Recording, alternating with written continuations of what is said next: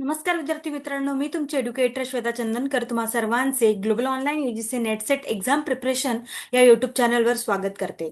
UGC net exam 2025 साठी आपण prepare करत आहोत आणि आज आपण पाहतोय पेपर 2 विषय मराठी याचे महत्त्वाचे पीवायक्यू प्रश्न.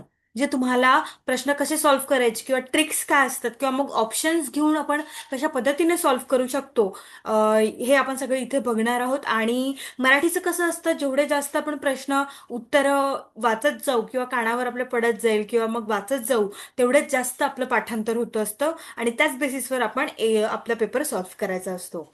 आपली जी बॅच आहे पेपर 2 ची, ती येत्या 7 जुलैपासून सुरू होते आहे. त्यामुळे तुम्ही एनरोल करू शकता. दिलेल्या नंबरवर तुम्ही संपर्क साधू शकता किंवा ग्लोबल ऑनलाईन ॲप प्ले स्टोअरवरून डाउनलोड करू शकता.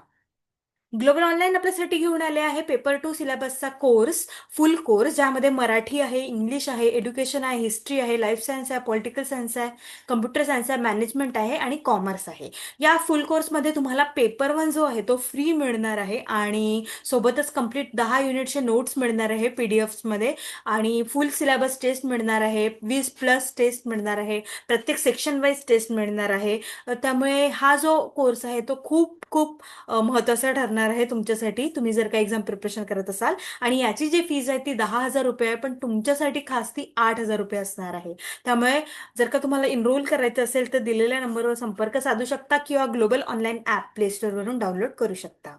चला तर मग सुरुवात करूया. पहिलाच प्रश्न आहे, मराठीतून रशियाची माहिती पुरवणारे रशियाचे संक्षिप्त दर्शन हे पुस्तक कोणी लिहिले आहे? अनंत काणेकर, श्रीय डांगे, लालजी पेंडसे, न. फाटक. माझ्यासोबत तुम्ही पण उत्तर देत चला. कारण कसं याने तुमची छान प्रॅक्टिस होणार आहे. आणि शेवटी मला सांगा कमेंटमध्ये की किती क्वेश्चन्स मधून तुमचे किती बरोबर आले. चला, उत्तर द्या मग सगळ्यांनी. मराठीतून रशियाची माहिती पुरवणारे रशियाचे संक्षिप्त दर्शन हे पुस्तक कोणी लिहिले आहे? तर लालजी पेंडसे यांनी लिहिलेले आहे. हे एक खूप मोठे लेखक आहेत. ठीक आहे. चला, समोरचा प्रश्न आहे, पुढीलपैकी कोणती कादंबरी चित्र खानोलकर यांची नाही आहे? चित्र खानोलकर म्हणजे कोण? तर चिंतामणी त्र्यंबक खानोलकर असं त्यांचं पूर्ण नाव आहे. तर कोणती कादंबरी चित्र खानोलकर यांची नाहीये? स्वगत, अज्ञान कबुतरे, त्रिशंकू की भाग्यध्येय? सांगा बघू. चिंतामणी त्र्यंबक खानोलकर असं त्यांचं आहे आणि महाराष्ट्रातील एक मराठी लेखक म्हणून ते प्रसिद्ध आहे. आणि आरती प्रभू या नावाने ते लिखाण करीत असतात. ठीक आहे, आरती प्रभू या नावाने त्यांना ओळखल्या जातं. नाट्य लेखनासाठी त्यांना संगीत नाट्य अकादमी पुरस्कार सुद्धा मिळालेला आहे 1976 मध्ये. आणि 78 मध्ये साहित्य अकादमी पुरस्कार सुद्धा मिळालेला आहे.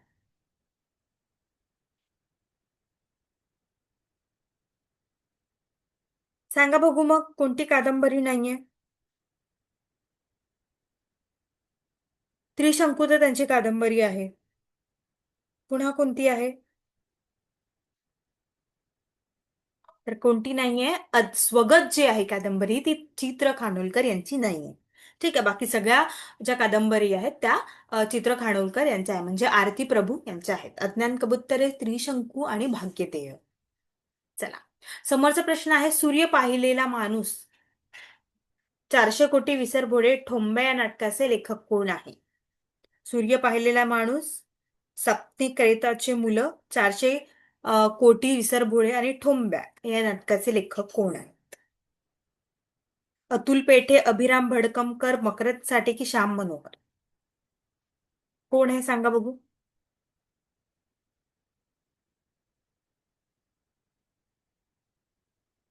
ते आहेत मकरंद साठे. मकरंद साठे हे जे आहेत ते प्रख्यात कवी आहेत, लेखक आहेत. आणि 2017 सालचा त्यांना पुरस्कार, साहित्य अकादमी पुरस्कार सुद्धा मिळालेला आहे. आणि अच्युत आठवले आणि आठवण अशी त्यांची कादंबरी आहे. ऑपरेशन यमू नाटक आहे. आषाढ बार कादंबरी आहे. काडे रहस्य ही सुद्धा कादंबरी आहे. गोळा युग नावाचं नाटक आहे, ते खूप खूप प्रसिद्ध नाटक आहे यांचं. चौक नावाचं नाटक पण खूप प्रसिद्ध आहे. ते पुढे गेले हे सुद्धा नाटक खूप प्रसिद्ध आहे. ठीक आहे, तर सूर्य पाहिलेला माणूस, 400 कोटी सरभोळे आणि ठोंब्या या नाटकाचे लेखक कोण आहे? तर मकरंद साठे असणार आहे. समोरचा प्रश्न आहे, पुढील ग्रंथ कालानुक्रमे लिहा. मानसपूजा, उकाहरण, चांगदेव अष्टिक, गीतार्णव?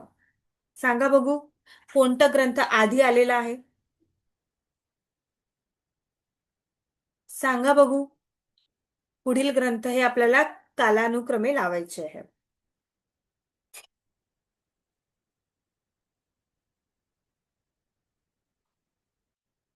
काय आहे? उदाहरण, गीतार्णव, चांगदेव पासष्टी आणि मानसपूजा. त्यामुळे आपलं उत्तर काय असणार आहे? बी असणार आहे. ठीक आहे. त्यांनी काय केलेलं आहे? एकंदरीत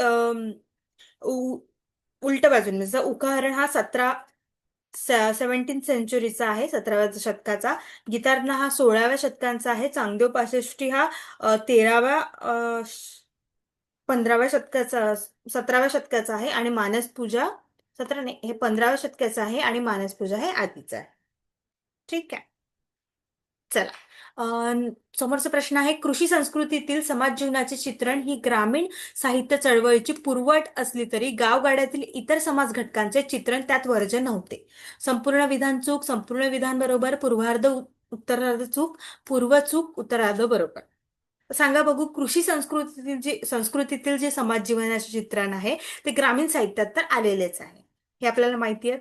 ठीक आहे. त्यामुळे जर का गावगाड्यातील इतर समाज घटकांचे चित्रण त्यात वर्ज्य नव्हते, हे काय आहे मग? आपलं विधान जे आहे ते संपूर्णपणे बरोबर असते. त्यामुळे आपलं उत्तर काय असणार आहे? बी असणार आहे. समोरचा प्रश्न आहे, मी उद्ध्वस्त पहाटेचा शुक्रतारा हा कविता संग्रह कोणाचा आहे? प्रभू राजगडकर, वाल्मिक शेडमाके, राची जंगले की गीत घोष? मी उद्ध्वस्त पहाटेचा शुक्रतारा हा कविता संग्रह कोणाचा आहे? कोणाचा आहे? मी उद्ध्वस्त पहाटेचा शुक्रतारा हे वाल्मिक शेडमाके. कोण? वाल्मिक शेडमाके यांचा असणार आहे. कोणाचा असणार आहे? वाल्मिक शेडमाके यांचा असणार आहे. तर वाल्मिक शेडमाके हे जे आहेत व्यक्ती, हे क्रांतीवीर बाबूराव शेडमाके यांच्याचे संबंधित आहे. आणि अ, बाबूराव शेळमाके यांचं तुम्ही नाव ऐकलं असेल कदाचित, तर त्यांच्या संबंधित असणार आहे. वाल्मिकी समुदायाचे ते आहे. ठीक आहे. समोरचा प्रश्न आहे, पुढीलपैकी कोणते अनियतकाल होते? आजचा सुधारक, साहित्य, विविध, अमृत.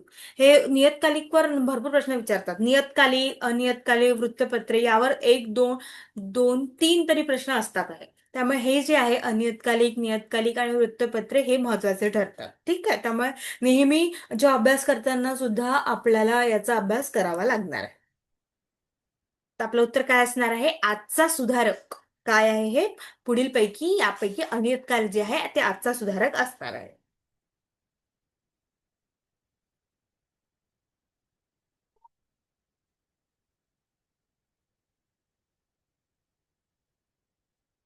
ठीक आहे. बाकी नियतकालिक एक ठराविक काळानंतर नियमितपणे प्रकाशित होणाऱ्या मुद्रित किंवा हस्तलिखित प्रकाशनाला नियतकालिक म्हणतात. ठीक आहे. आणि अनियतकालिक म्हणजे काय? तो क्वचितपणे प्रकाशित होणारा, प्रसिद्ध होणारा. ठीक आहे. त्यामध्ये मग द्वैवार्षिक, वार्षिक आहे, वार्षिक आहे, त्रैमासिक आहे, द्वैमासिक आहे, सगळे काय नियतकालिकचे प्रकार आहे. मासिक आहे, पाक्षिक आहे, द्विसाप्ताहिक आहे, साप्ताहिक आहे, दैनिक आहे. दैनिक म्हणजे काय? तर दररोज प्रकाशित होणार आहे, है ना? येस. समोरचा प्रश्न आहे, पुढीलपैकी कोणते लेखक, कवी अनियतकालिकच्या चळवळीशी संबंधित नव्हते? सतीश काळसेकर, राजा ढाले, वसंत गुर्जर की विलास सारा? सांगा बघू कोण? कोणते लेखक, कवी अनियतकालिकच्या चळवळीशी संबंधित नव्हते? विलास सारंग जे आहेत ते अनियतकालिकच्या चळवळीशी संबंधित नव्हते. त्यामुळे आता यावरून तुम्ही नोटीस करू शकता, ज्या चळवळी आहेत, ग्रामीण साहित्य चळवळ, अनियतकालिक चळवळ, चळवळी ज्या आहेत ना त्या पूर्ण आपल्या एक युनिटमध्ये आहेत, हा ना. त्यामुळे पूर्ण चळवळी अभ्यास करणं खूप महत्वाचं आहे. अशा पद्धतीने प्रश्न नेहमीच विचारले जातात आणि ते महत्वाचं टॉपिक असणार आहे. समोरचा प्रश्न आहे, समुचित या दलित साहित्य चळवळीशी संबंधित असलेल्या नियतकालिकाचे संपादक कोण होते? दीनानाथ मनोहर, विलास मनोहर, अनंत मनोहर, यशवंत मनोहर? समुचित या दलित साहित्य चळवळीशी संबंधित असलेल्या नियतकालिकाचे संपादक कोण होते? कोण होते? यशवंत मनोहर जे आहेत ते यांच्याशी संबंधित होते. ठीक आहे. आपले उत्तर काय असणार आहे? डी असणार आहे, यशवंत मनोहर. तर समुचित नावाचं काय होतं? दलित साहित्य चळवळ होती. ठीक आहे. त्यानंतर पहिल्या आदिवासी साहित्य संमेलनाचे अध्यक्ष कोण आहे? हा प्रश्न तर बहुतांश वेळेस विचारला गेलेला आहे. पहिल्या आदिवासी संमेलनाचे अध्यक्ष कृष्णमूर्ती मिमिरा कोण आहेत? कृष्णमूर्ती मिमिरा जे आहेत ते पहिल्या आदिवासी साहित्य संमेलनाचे अध्यक्ष होते. समोरचा प्रश्न आहे, दलित साहित्य चळवळीच्या निर्मितीला कारणीभूत झालेली सर्वाधिक महत्वाची घटक कोणते? पीपल्स एज्युकेशन सोसायटी स्थापना, दलित पंथरची स्थापना, आंबेडकरी जलसे की रिपब्लिक पक्षाची स्थापना? दलित साहित्य चळवळीच्या निर्मितीला कारणीभूत असणारी सर्वाधिक महत्वाची घटना कोणती? तर ती घटना कोणती आहे? पीपल्स एज्युकेशन सोसायटीची स्थापना ही घटना असणार आहे. या पूर्ण घटना आपण अभ्यास करणार आहोत. बॅच जशी सुरू होईल त्यामध्ये पूर्ण मुद्देसूद आपण युनिट्स वाचन करणार आहोत, त्याचा अभ्यास करणार आहोत, कशा पद्धतीने त्याचे प्रश्न विचारले जातात हे सुद्धा पाहणार आहोत. पूर्ण चळवळी, पूर्ण संत वारकरी सगळं सगळं आपण इथे अभ्यास करणार आहोत. ठीक आहे. पेपरच्या दृष्टिकोनाने युनिट 10 जो आहे तो खूप महत्वाचा ठरतो, कारण निवडक साहित्यकृती आपल्याला अभ्यासाला दिलेली आहे आणि त्याच्यावर नेहमीच प्रश्न विचारले जातात. समोरचा प्रश्न आहे, इसवी सन 1908 साली बहिष्कृत भारत या नावाची पुस्तिका लिहिणारा महापुरुष कोण? शिवराम जानबा कांबळे, गोपाळ बाबा वलंगकर, डॉक्टर बाबासाहेब आंबेडकर की वीरा शिंदे? इसवी सन 1908 साली बहिष्कृत भारत या नावाची कोण पुस्तिका आली होती?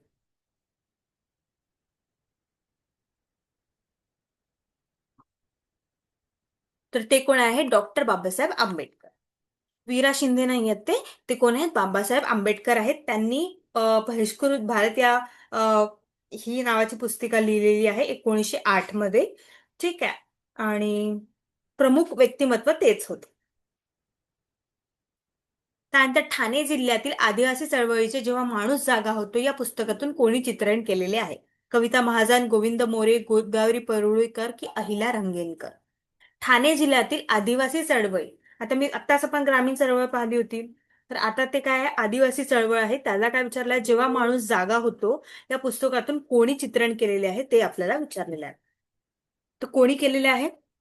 गोदावरी परुळेकर जे आहेत त्यांनी लिहिले आहे जेव्हा माणूस जागा होतो. हे ठाण्यातील आदिवासी चळवळीचे काय आहे? सुप्रसिद्ध कार्य आहे.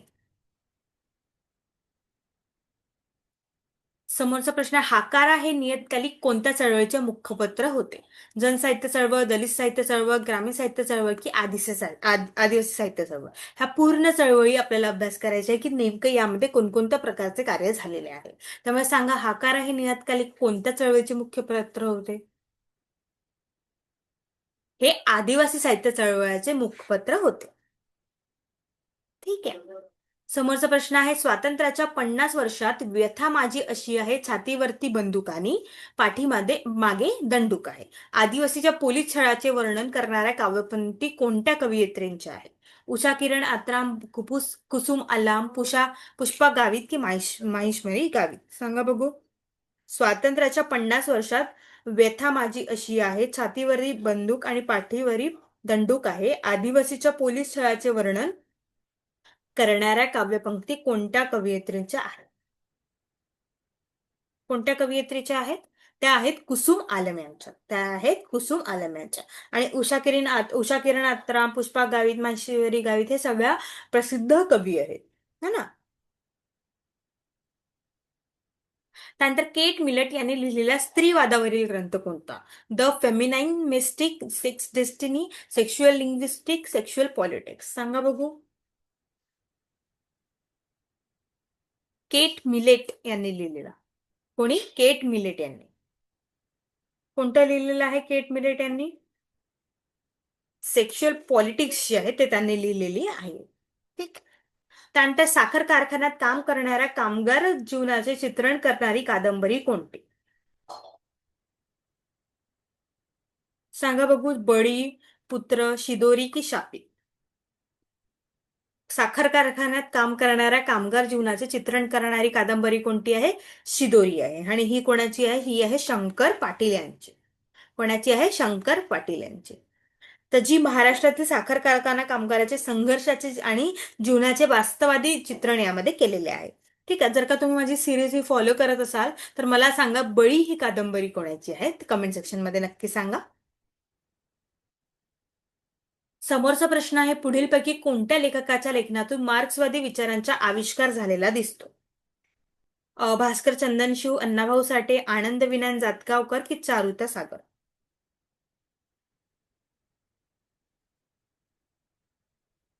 सांगा बघू. अण्णाभाऊ साठे यांच्या विचारांमध्ये लेखनातून मार्क्सवादी विचारांचा काय आविष्कार झालेला आहे. समोरचा प्रश्न आहे, कविगत प्रतिभा हेच एकमेव कावळ कारण आहे असे मत कोणी मांडले? जगन्नाथ, दांडी, ममत, हेमचंद्र. कोणी मांडले कविगत प्रतिभा? हे ममट जे म्हणतो आपण, त्यांनी मांडलेले आहे.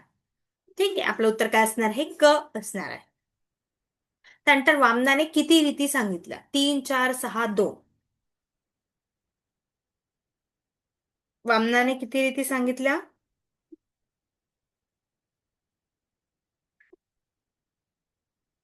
वामनाने 3 रीत्या सांगितल्या. कोणती? वैदर्भी, गौडी आणि पांचाल. ठीक आहे. तर आता नुसतं किती रीती सांगितलं तेच विचारलेलं आहे, पण कोणत्या सांगितलं ते सुद्धा विचारलं जातं, त्यामुळे हे सुद्धा खूप महत्वाचं ठरते. तर वामन हे काय? वामनांचे अलंकार शास्त्रानुसार ते मांडले गेलेले आहे. ठीक आहे. त्यामुळे आपलं उत्तर काय असणार आहे? ए असणार आहे. त्यानंतर रस आणि चवर्ण यांच्यामध्ये कोणते नाते आहे? रस आणि चवर्ण. कार्यकारण, अखंडता, समवेग की कृती प्रतिक्रिया. सांगा बघू. भारतीय सौंदर्य शास्त्रानुसार रस आणि ही साहित्यातून आणि किंवा कलेतून मिळणारी काय आहे? आस्वादिक अनुभूती आहे, है ना. आणि चवर्ण म्हणजे त्या रसाचे आस्वादन करण्याची प्रक्रिया आहे आणि ती अनुभूती घेण्याची सुद्धा क्रिया आहे. रस आणि चवर्ण यांच्यामध्ये काय संबंध आहे? तर यामध्ये कार्य-कारण संबंध आहे. काय संबंध आहे? कार्य-कारण संबंध. आपलं उत्तर काय असणार आहे? ए असणार आहे. कारण रसाची निर्मिती झाल्याशिवाय त्याची काय चवरणा होऊ शकत नाही. त्यामुळे चवरणा केल्यानेच रसाचा अनुभव होतो, हे क्रियेचे कारण आहे आणि दुसरं काय त्याचा परिणाम आहे. त्यामुळे आपलं उत्तर काय असणार आहे? कार्य-कारण असणार आहे. ठीक आहे. त्यानंतर भीती आणि अनुकंपा या भावनांचा निचरा झाल्यामुळे साहित्य वाचनाने आनंद प्राप्त होतो या सिद्धांताला काय म्हणतात? कॅथॉसिस, करुण रसविवेचन, भयानक रसाचे विवेचन की रससूत्र. भीती आणि अनुकंपा या भावनांचा निचरा झाल्यामुळे साहित्य वाचनाने आनंद प्राप्त होतो या सिद्धांताला काय म्हटलं? याला कॅथासिर्स म्हटलेलं आहे. काय म्हटलेलं आहे? कॅथासिर्स. आणि आपलं उत्तर काय असणार आहे? ए असणार आहे. त्यानंतर भरताने किती रस मानलेले आहे? सांगा बघू. 4, 5, 6, 8.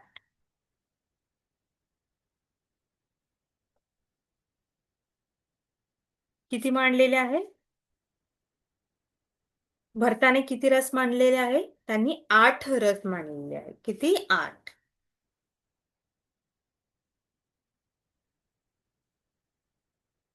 शृंगार, वीर, करुण, रौद्र, हास्य, है ना, अद्भुत, शांत, हे सगळे रसच आहेत, है ना. येस. समोरचा प्रश्न. ओके. ओके एव्हरीवन, अशा पद्धतीने आपण 20 प्लस प्रश्न पाहिलेले आहे या सिरीजमध्ये.